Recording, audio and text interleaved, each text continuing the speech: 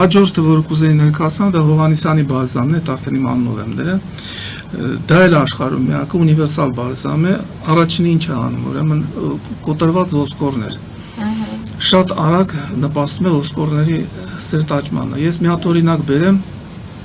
ուրեմն իմ տղա Մոսկվայում էր, արտադրություն չկար, բայց փորձարկումները արդեն վերջացրել էին։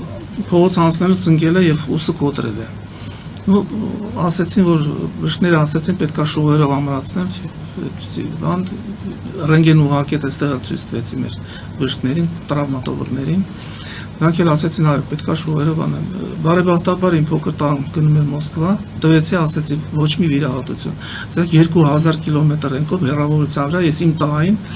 ռիսկի գնացի, ասեցի, ոչ մի վիրահատություն չանես։ Եվ սա կօգտագործես։ Օգտագործելուց հետո 20-րդ օրը ինքը